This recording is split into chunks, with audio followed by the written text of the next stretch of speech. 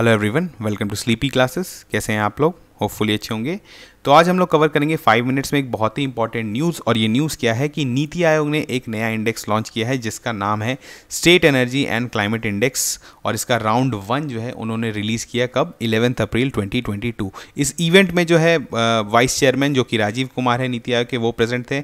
We के Saraswat member हैं नीति आयोग के, और अमिताभ कांत जो है वो CEO हैं नीति आयोग के। ये तीनों प्रेजेंट थे। इसके अलावा secretary of ministry of power वो भी यहाँ पर प्रेजेंट थे।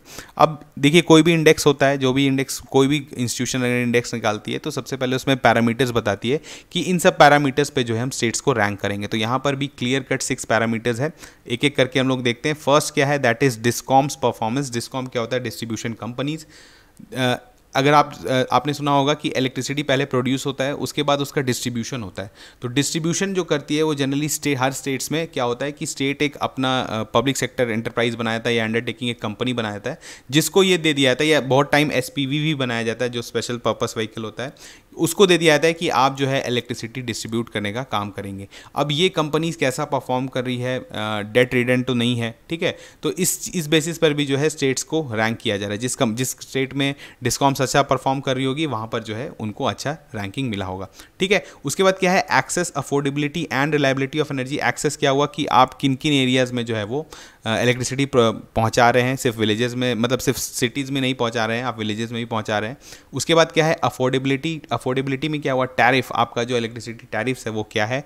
और रिलायबिलिटी की आप कितने देर जो है वो इलेक्ट्रिसिटी प्रोवाइड करा पा रहे हैं, ठीक है। इसके बाद क्या है? देखिए, क्लीन एनर्जी इनिशिएटिव्स। मतलब क्लीन एनर्जी आप जानते हैं कि जो रिन्यूएबल एनर्जी होता है या और कोई different cleaner form of energy होता है, या इवन जो आपके थर्मल पावर प्लांट जो हैं वो कितने अच्छे से वर्क कर रहे हैं, वो अपना पॉल्यूशन कंट्रोल कर रहे हैं कि नहीं, फ्लाई ऐश डिस्पोजल कर रहे हैं कि नहीं, ये सब चीज़ जो है इस पर भी बेस्ड आपको मार्क्स मिलेंगे, ठीक है। इसके बाद क्या है? Energy efficiency. Energy efficiency basically क्या होता है कि आपको जितना भी इलेक्ट्रिसिटी प्रोवाइड किया जा रहा है आप उसको बहुत अच्छे से यूज़ करें। मतलब वेस्टेज ऑफ एनर्जी आप नहीं कर रहे हैं। जितना कम एनर्जी यूज़ करेंगे उतना कम ही आप एक तरह से समझ सकते हैं इलेक्ट्रिसिटी का नीड होगा, और जितना कम इलेक्ट्रिसिटी का नीड होगा उतना आपका कम थर्मल पावर प्लांट जो है वो चलेगा। तो एक तरह से इन्वायरमेंट फ्रेंडली हो जाएगा वो। इसी कारण एनर्जी एफिशिएंसी पे स्टेट्स ध्यान देते हैं। उसके बाद क्या है? इन्वायरमेंटल सस्टेनेबिलिटी, कि आप जो भी एनर्जी प्रोड्यूस कर रहे हैं, जिस भी सोर्स से कर रहे हैं, वो कितना सस्टेनेबल है, उस पर भी ध्यान देना है। और इसके अलावा क्या है? न्यू इनिशिएटिव्स, कि आप नया इनिशिएटिव क्या ले रहे हैं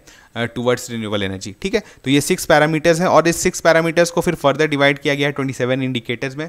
तो वो आपके लिए इंपॉर्टेंट नहीं है उतना, लेकिन आपको 6 पैरामीटर्स जो है वो पता होना चाहिए। इसके बाद क्या है? देखिए, स्टेट्स को भी अब, क्योंकि सारे स्टेट्स का कैपेसिटी अलग है, वो अलग इलेक्ट्रिसिटी प्रोड्यूस करते हैं, उनका यूसेज भी अलग है, तो उनको कैटेगराइज किया गया on size and geographical differences. तो इसमें कुछ हैं लार्जर स्टेट्स, उसके स्मॉलर स्टेट्स हैं, और यूटीज है। तो आपको क्या है? तीन स्टेट्स को 3 क्राइटेरिया में डिवाइड किया है, लार्जर, स्मॉलर एंड यूटी, ठीक है। चलिए, लार्जर स्टेट में अब सबसे अच्छा परफॉर्मेंस किसका रहा है? तो गुजरात का रहा है। उसके बाद केरला, पंजाब, हरियाणा, उत्तराखंड एंड महाराष्ट्र। तो ये जो 6 स्टेट्स हैं ये क्या है? बेसिकली फ्रंट रनर्स हैं। अब यहाँ पर भी जो आपका इंडेक्स का जो वैल्यू है उस पर बेस्ड आपका जो स्कोर आता है उस पर आपको अगर कैटेगराइज किया जाता है किसमें? फ्रंट रनर, अचीवर और एस्पिरेंट। यहाँ पर आप देख सकते हैं क्लियर कट जो है कलर कोडिंग कर दिया गया है। और जो आपका टॉप किया है दैट इज गुजरात, क्योंकि आपसे क्वेश्चन पूछा जाता है कि किस स्टेट ने टॉप किया है लार्जर स्टेट के कैटेगरी में। इसके बाद क्या है? दूसरा क्या है? आपका स्मॉलर स्टेट्स देख लेते हैं। तो स्मॉलर स्टेट्स में जो है वो गोवा जो है वो टॉप परफॉर्मर है। इसके बाद त्रिपुरा, मणिपुर, मिजोरम जो है वो इसको फॉलो करते हैं, लेकिन टॉप पे जो है दैट इज गोवा, ठीक है। यूटीज़ में भी देख लेते हैं। यूटीज़ में जो है चंडीगढ़ जो है वो टॉप किया है, और चंडीगढ़, दिल्ली, दमन एंड दीव और जो है पुडुचेरी, ये सब जो है अच्छे परफॉर्मिंग, मतलब आप बोल सकते हैं जो फ्रंट रनर्स में जो है ये आते हैं, ठीक है।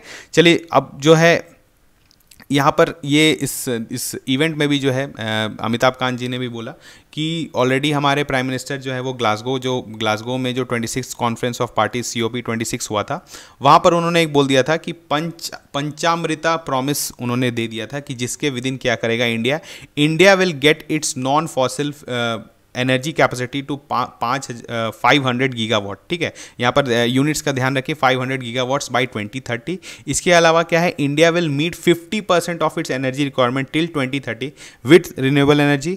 और उसके बाद क्या है कि प्रोजेक्टेड कार्बन एमिशन जो है वो उसको कितना करेगा? रिड्यूस करेगा बाय 1 बिलियन टन्स बाय 2030, और will reduce the carbon intensity of its economy by 45% by 2030। तो ये काफ़ी जो है आप बोल सकते हैं बढ़ चढ़ के जो है उन्होंने ये बात बोल दिया, ये प्रॉमिस कर दिया।